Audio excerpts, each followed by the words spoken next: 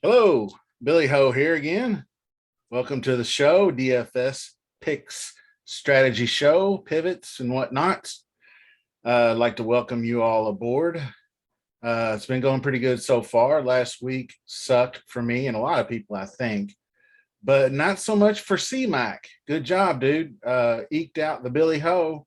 Good win for you. And of course, Neiman, he held off all challengers on Sunday. Joaquin Neiman, and another PGA Tour win for him, number 2 on the board. Closed it out nicely. I was pretty impressed with his poise. So, with a new week, we have a new day and a new show. So, let's get it started. Okay, page 1 as usual. Subscribe. I need subscribers. You guys are doing good. I really like the way you all are engaged in the Discord and whatnot. But I need some people subscribing to the channel so I can get this thing going. And so I do appreciate that. And give me a follow on Twitter at BILLYAH40. Shoot me a DM on that said Twitter, and I will invite you to the Flophouse Discord. Hopefully, we've been kind of eking in a new member here and there, but as long as it's a positive experience for all, we're doing well. And so let's get into the breakdown here. We are at PGA National, the Champions Course.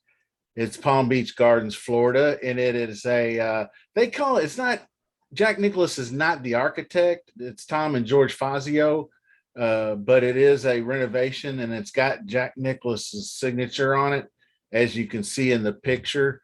It's the bear trap, and that's the holes like 15, 16, and 17. That is a 3-hole stretch with 2 difficult par 3s and 1 really difficult dogleg par 4 sandwiched in between those 2. So that's where we're going to open the Florida Swing. And this place is a real tester. It plays at a par 70, 7,100 yards. It features pretty narrow Bermuda grass fairways. And it's running at about 7,000 square feet on average on pure Tiff Eagle Bermuda greens. And like I said, in addition to the bear trap, the other possibilities are windy conditions, and this will make birdies few and far between. And I kind of consider it, it's not like on the coast, but it's got that coastal type feel. There's water hazards and wind, and it's not a lot of trees, stuff like that, lots of bunkers. So you have to have your A game. You got to hit fairways. And speaking of fairways, let's take a look at some skills. Now, my first skill set is strokes gained approach. That's always the most important, it seems like. Greens gained, and I put ball striking in because it's not so much, although bombers seem to do pretty well here because of the distance and the shorter irons in. It's the ball striking that seems to pop for me. And in my model, that's the way it kind of breaks down. And of course, par 4 scoring, with it being only 2 par 5s this week, you're going to need to score on those par 4s. And then the par 3s are tough. You just got to pretty much not screw it up. And of course, a hot putter can always close the deal.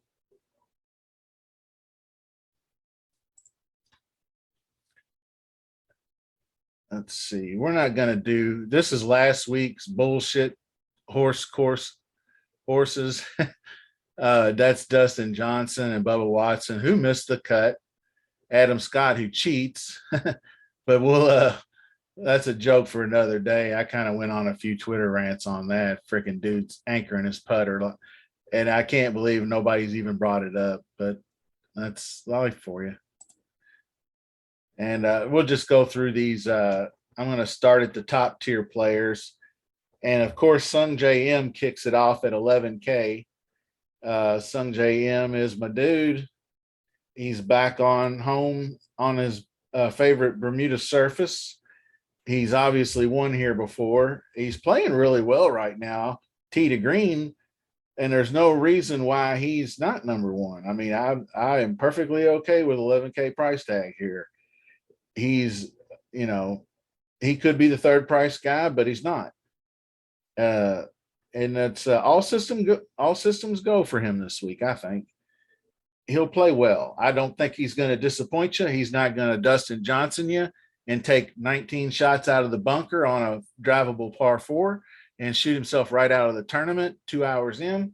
He's not going to do that to you. He's Sung JM, baby. Let's go. Louis Usti at 10.8 is next. He's probably the best pure ball striker in this field. He's actually, over the past year, improved his putting. So this course sets up really well for him to maybe finally get a win. It seems like he makes more second place finishes than anybody I've ever seen on tour, including majors and everything else. So maybe he gets that elusive W. And after Louis, we go down to 10.4 is Daniel Berger, the big anomaly this week. Are we going to trust that back is okay after a week off? Because he didn't look really good at that Waste Management miscut. He took the Amex off to not the Amex, I'm sorry, took Pebble Beach Pro-Am off instead of playing that and skipping Wimpo. So he misses the cut at Wimpo, which I wasn't shocked by. But I think he was favoring the back still. But another week off, if he's fine, he is an absolute dime piece setup, 10.4. The guy wins. He wins on par 70 courses like Charles Schwab Classic. I don't know why I can't say that. 2 times winner at St. Jude, another par 70 on Bermuda. And this is just right in his wheelhouse. I'll have to keep an eye on ownership, but I really like him this week. Now, another guy I like that I don't normally is Brooks Kepka at 10.1. Excuse me. 10.1.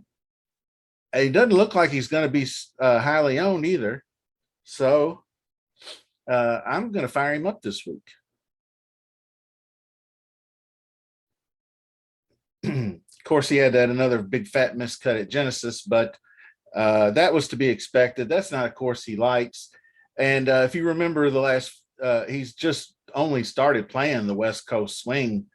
And I think the only reason he came is because Tiger. You know, I mean, he usually just breaks right into the Florida swing or after playing over in Saudi. So I think he's got a real shot to win this week.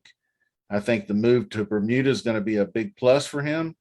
The driver was a little off the mark last week, but as long as he tightens that up, I think he'll be fine. Another guy, actually, I skipped over the last week's winner, Neiman, at 10.6. He's actually, I had these ranked in order, but I before the pricing came out, so I apologize for that. But Neiman at 10.6, let's do it. Another winner. I played Scheffler last week. He was T12, I think. Just fine, didn't hurt you. Neiman at 10.6, he don't necessarily have to win. So, you know, he could top five this thing easily. So people look like they are going to be slightly off of him. Early ownership is under 10% slightly. So as long as, you know, nobody really touts him too much, I think we're going to be good. And these guys are going to be slightly out of order. Like I said, I put these guys in some sort of ranking order. But the next guy up is Fleetwood at 9.9. Used to be a guy I love to play. And I don't know, his game kind of fell off there for a time, and he's had a couple of decent finishes. He only had 3 finishes inside the top 15 all of last season. That's not good. That's not Tommy Fleetwood golf. And at 9.9, I don't know if I can trust him to just come right out here and give it a top 5 effort. I mean, he very well could, but the ownership and price, it's going to be tough. Next guy up I want to talk about is my man Billy Ho, been playing lights out back in Florida. Long-term stats don't pop, but he pops. He's played well to start 2022 season, and I'm liking him for a top 10 type finish and maybe even be in contention. Hopefully he doesn't, get too overly tilted if he makes a few mistakes. His iron game is the only thing that I think is going to hold him back. But if he can maintain that, he's going to be a real good play this week. Next up is Shane Lowry, a new shooter. First time we get to see old Shane this year, and I like him. Solid approach game, and he's got a really good around the green play. And the putter is spiky, hot and cold. When he gets hot with the putter, he rolls it in. He's the kind of DFS player you want because he can really score. And I did notice in my model that he is really good on opportunities gained. So as long as he keeps giving himself opportunities to score, he's going to be right there. Next guy on my list I want to talk about is Keith Mitchell, Killa Keith. And Killa Keith on Bermuda, fire him up, And he's won here before, obviously.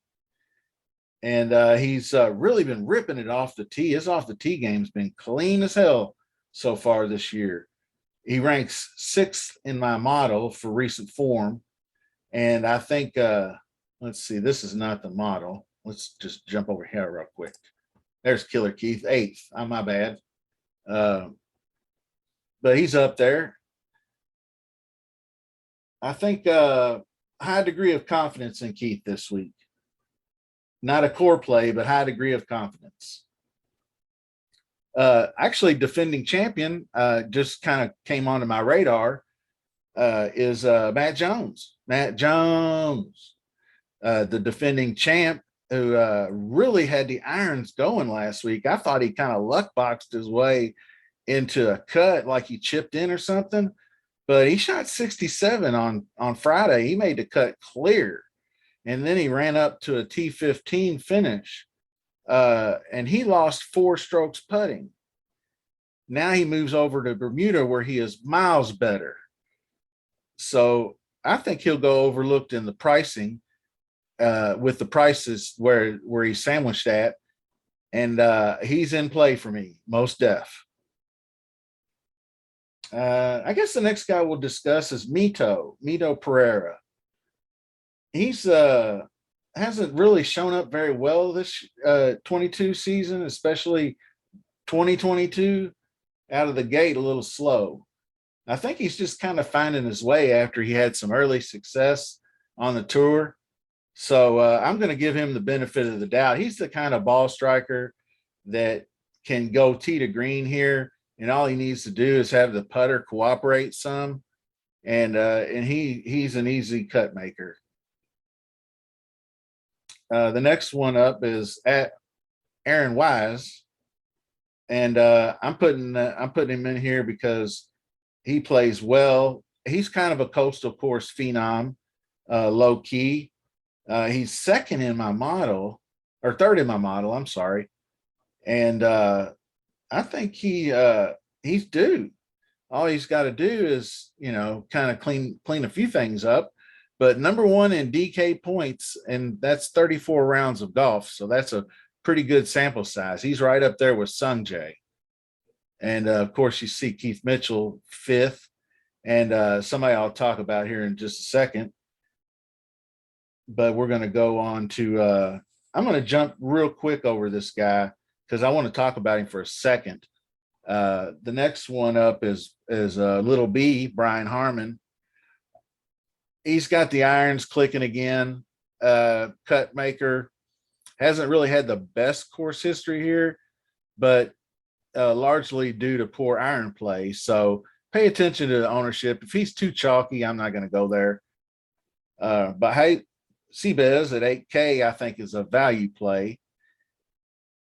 and he's back to a course I think he can play well on. Those two missed cuts at that miscut at Genesis it's just no problem with me.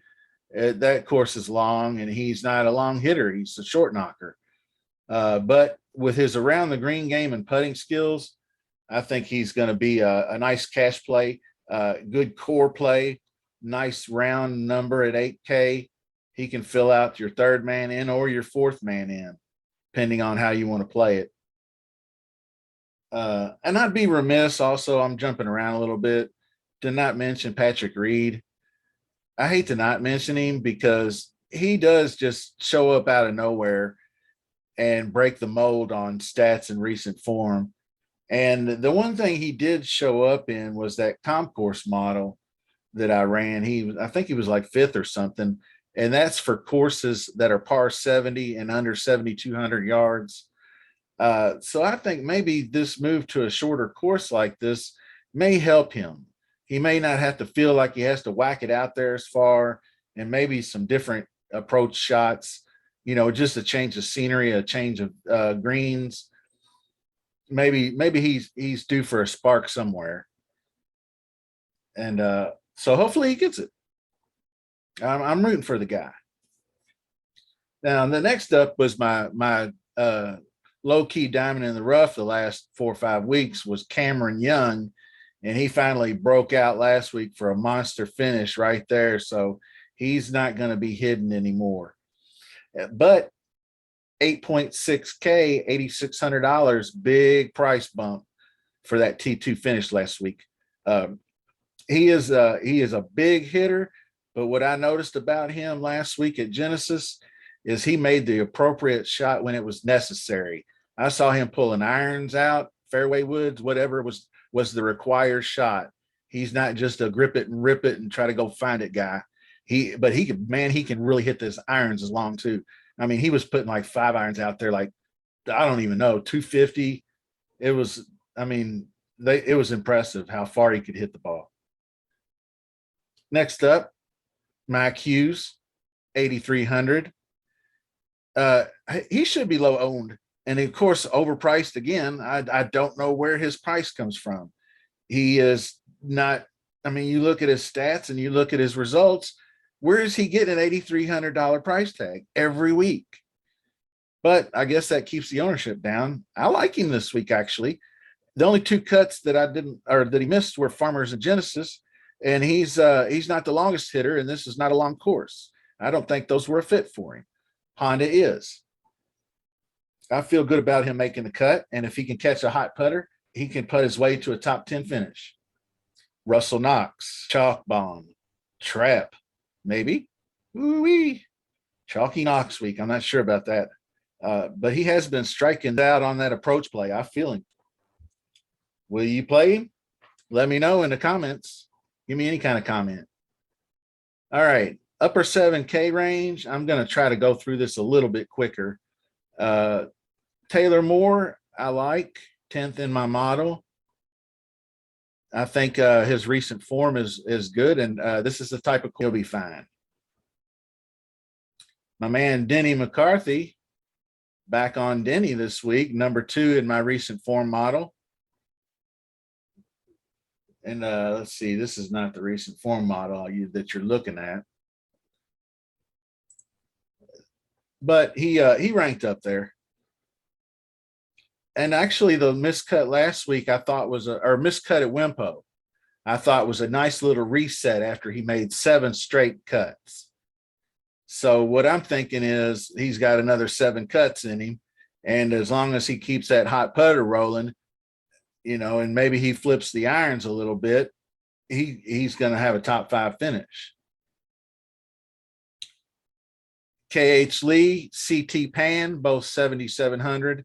I kind of put them sort of in the same bucket.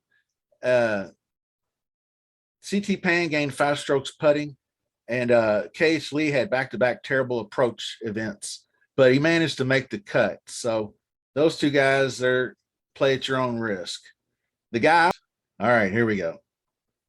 Lucas with his lid off. Glover, popping in my models. Good course fit. And he's actually had some good spike putting weeks here. He's normally a pretty bad putter, but the ball striking alone can carry him. So hopefully he gives me some upside this week because I think he's hint going to be in a certain lineup. So I don't want to be seeing no, what is it, 4 times 4. So it would be what, 10 times. I don't want to see no 40% Lucas Glover in a certain contest this week. So anyway, the next two guys, Grayson Sieg and Aaron Rye, both at 7,400. Both are good ball strikers, but both are somewhat short game challenged. So I put them in the same bucket. I think they both can offer fair upside too, and probably decently low owned. Although they both seem to have found their way amongst the DFS faithful community, so their ownership's not like 2% anymore. But at this level down here, they might be a little more popular than they should be. Nick Taylor and Brendan Steele at 7,200. Nick Taylor, I think, can make the cut this week. His approach game has improved, and his around the green game is solid. Steele, he's like Mr. Course History and Course History, but he hasn't shown any of that this year since the clock hit 12 January 1, 2022. So I don't know what to think about him. I don't maybe we should just skip him, be honest with you. Alex Smalley is another guy, good all-around game, 34th in the model. I think he's got an above average chance to make the cut this week and offer you some good upside. Now dipping into the sub 7K range, Harry Big Rig Higgs with the clutch chip in eagle to make the cut. I don't know how he does it sometimes. Some of these guys just are the luck boxes of the world, but he's got a really good short game, and he's an excellent Bermuda putter. His irons are trending in the right direction. I think Honda is a place he can navigate quite well. So I'm going to play Harry Higgs down low. And another guy I'm going to play down low is Austin Smotherman, 6,800. He likes to play that draw off the tee, and he's pretty accurate with it. And I think a draw off the tee is helpful on this golf course. So a good course fit, good ball striker, mostly with his approaches. And Von Taylor was another one I wanted to mention real quick. He's down there in the same price range.